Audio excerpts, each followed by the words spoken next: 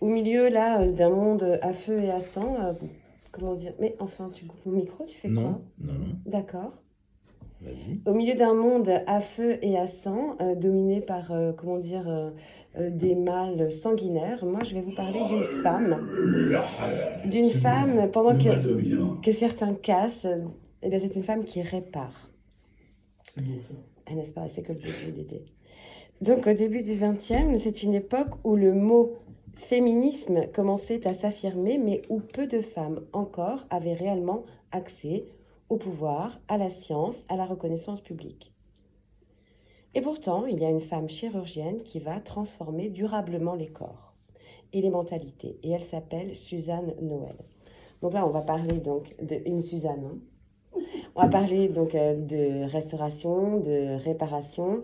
On va parler de, comment dire, de chirurgie, de femmes pionnières. Donc c'est pour ça que je vous disais euh, tous les sujets qui me sont chers. Enfin, pas tous, mais encore des sujets qui me sont chers. Donc Suzanne Noël, née à Laon. Je ne sais pas vraiment comment ça se prononce. Lent. Là. À Laon. Vous êtes bon en Comme géographie. Laon. En plus Mmh. d'être charismatique, c'est incroyable. Donc cette femme née en 1878. Et en fait, au départ, elle épouse un dermatologue. Elle est toujours vivante? Non, Non. elle est morte en 56, si ma mémoire est bonne.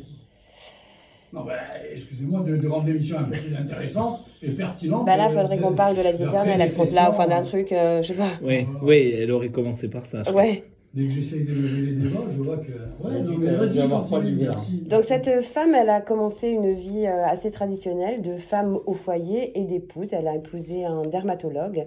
Et puis Ah, c'est finalement, comme Jeanne d'Arc. sans doute, Au et foyer. pour... Elle, ça va pas être facile ce soir, hein. Elle avait donc accès en fait à une certaine vie mondaine, sociale, enfin très traditionnelle, et en fait elle s'est ennuyée. Donc en fait elle a fait des pieds et des mains pour pouvoir s'inscrire à la faculté de médecine. Et pour elle ça a déjà été un combat en fait administratif, parce que effectivement peu de femmes à ce moment-là avaient accès à ces études tout court et à des études supérieures encore moins. Et effectivement, à cette époque, les femmes médecins se comptent sur les doigts d'une main. Quoique, des fois, il y en a qui ont plus de doigts que d'autres. Donc, mais c'est une réalité. C'est une réalité, oui. C'est vrai. Pendant la Première Guerre mondiale, alors que tant d'hommes reviennent défigurés du front, elle met ses talents au service des gueules cassées. Et c'est là que naît sa vocation, redonner un visage, mais surtout une dignité à ceux et à celles que la vie a brisés. Parce que c'est vrai que c'est restaurer un visage, la capacité à se regarder, la capacité à maintenir une vie sociale, mais parfois ça va plus loin que ça. C'est aussi pouvoir manger, pouvoir boire. Et donc après la guerre, en fait, elle se tourne vers une pratique qui est encore balbutiante. En fait, elle va se tourner vers la chirurgie esthétique. Donc c'est une femme pionnière dans sa discipline et en plus, c'est elle qui ouvre la voie de la chirurgie esthétique. En fait, dès 1910, elle opère une laborantine défigurée par l'acide sulfurique. Donc en fait, par nécessité. Ensuite, elle va opérer Sarah Bernhardt en 1912 pour restaurer son genou blessé. Et puis à partir de 1913, dans son appartement parisien, elle invente une chirurgie ambulatoire, sous anesthésie locale. Alors déjà, elle est quand même de plus en plus novatrice, on va dire. Donc là, elle fait des liftings progressifs par petites incisions avec des instruments qu'elle conçoit elle-même. Et là, elle développe en fait sa pratique, elle développe des techniques et comme on le dit là, elle développe aussi ses propres outils. Et elle écrit un livre qui s'appelle La chirurgie esthétique, son rôle social. Ça, c'est un livre qu'elle écrit en 1926. Et dans son livre, en fait, elle défend une pratique au service de l'insertion sociale.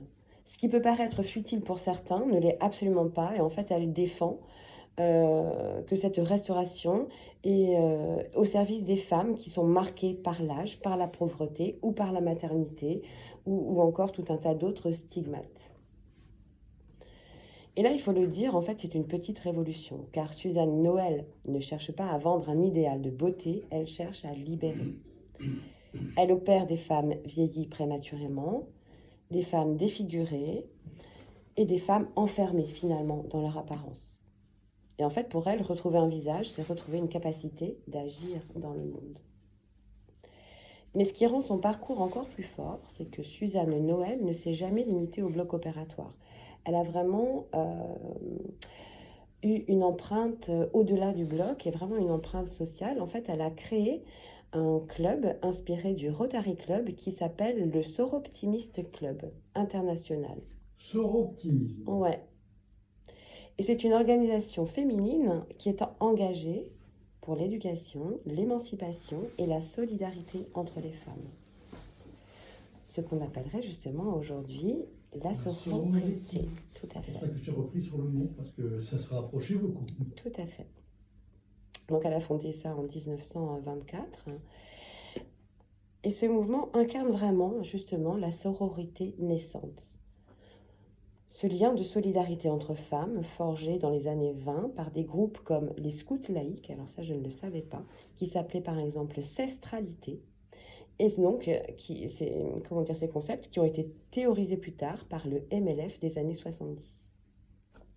Et pour Suzanne Noël, réparer un visage donne donc une visibilité politique et sociale, libérant les femmes de l'exclusion par l'apparence. Et alors, si on parle un peu de la sororité, parce que c'était ça aussi qui était intéressant dans son parcours, non seulement c'est brillant. C'est très beau, hein. Ouais. C'est fort, c'est poignant. Absolument. Non seulement c'est brillant, mais il y a aussi effectivement toute cette dimension sociale et politique, au-delà de sa qualité de chirurgienne et au-delà de son côté brillant. Donc, si on s'interroge sur le mot sororité, en fait, ce mot forgé en contrepoint de fraternité désigne donc le lien de solidarité, d'écoute et de soutien entre femmes. Pas une simple complicité de copines qui s'entendent bien ou qui s'apprécient, mais un geste politique. Dans le fond, la sororité, c'est quand les femmes cessent d'être en concurrence dans un monde pensé pour les opposer et qu'elles choisissent ensemble d'occuper. Pour Suzanne Noël, la sororité se traduit en actes. Former d'autres femmes chirurgiennes, créer des réseaux d'entraide, défendre la visibilité des femmes dans les milieux scientifiques et médicaux. À travers son travail, chaque visage réparé devient un manifeste, une affirmation de la solidarité et de la dignité.